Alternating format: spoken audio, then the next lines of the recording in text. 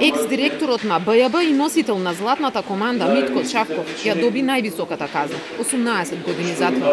По 15 години добија Душко Лазаров и Митко Пешев од командниот штаб, обезбедувањето на Трајко Велјановски, Горан Ѓошевски Леви, припадникот на УБК Мунир Пепич, Јане Ченто од патриотските здруженија во Прилеп, Владко Трајковски и Никола Митревски Којо кои се луѓето кои влегоа со фантомки. Од фантомките е и Вилијам Михајловски кој доби 14 години затвор. 13 години затворска казна беше изречена за Оливер Поповски. Младен Додевски, Горан Чангелов, Ќосет Ригор Јук добија по 12 години затвор. За Оливер Радулов пак беше изречена 10 годишна затворска казна, а тој е обвинет за помагање во терористичкото загрозување на уставниот поредок. Под законскиот минимум од 10 години пак се затворските казни само на Александар Василевски Нинджа од 8 години и на Абдулфета Халими од 7, бидејќи за нив се земени и олеснителни околности. Ослободен од вина е само Игор Дуловски, бидејќи, како што рече судиката, обвинителството не докажало вина.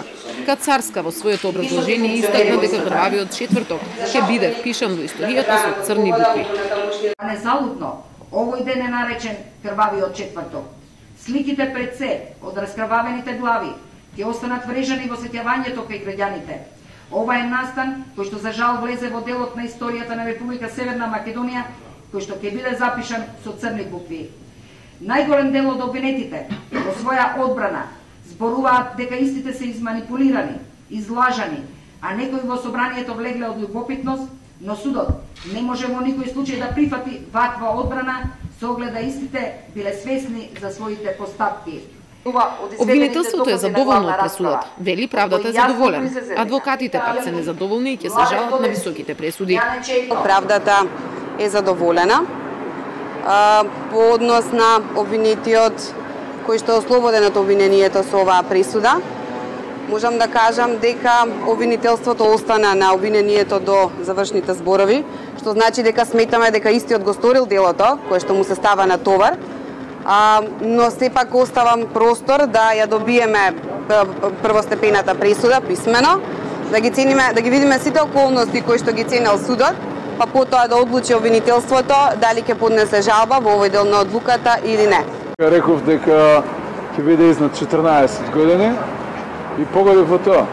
Сите предвидувања што ги кажав беа потврдени. Се наоѓа во притвор со незаконита одлука за незаконит судски совет, кој што нема право да ја донесе таа одлука, бидејќи во тој момент беше завршена главната расправа и тоа укажуваше само на една ситуација, а тоа е драконска казна, која што денеска ја доби 2 години помалце од законскиот максимум. За сите кои се бранеа од слобода, обвинителството побара притвор, а останатите кои веќе се во шутка побара да се продолжи притворот. Нема да побарам да се бранам од слобода или од кујкен притвор. Да не повторно на некој во оваа држава му текне така лесно со службена белешка да ме врати во притвор. И за крај, не се плашам од затворот, вие ме судите, историјата ќе ме ослободи. Ја барам да си остане мерката притвор, супер си се чувствувам во шутка. Јас барам да си остане мерката притвор, супер си се чувствувам. Ти така кажеш, Драга, нема пак да бидам во Велес, во шутка и така. Што не успеав да кралам. Полека, и така кажа Драган, немам пари да одам во Велес. Така, да супер се чувствувам, да си останем во шутка да говорам.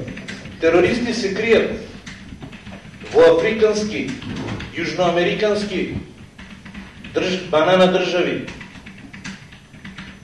каде што својата слобода ја плаќаат со милионски суми. Со што ја би ја платил мојата слобода?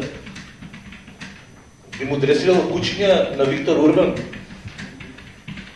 Денешната пресуда опфати 16 на обвинети за тероризам. За еден обвинет постапката е одвоена поради здравствени проблеми, а останатите 15 беа амнестирани, меѓу кои претениците кои ги отворија вратите на собранието.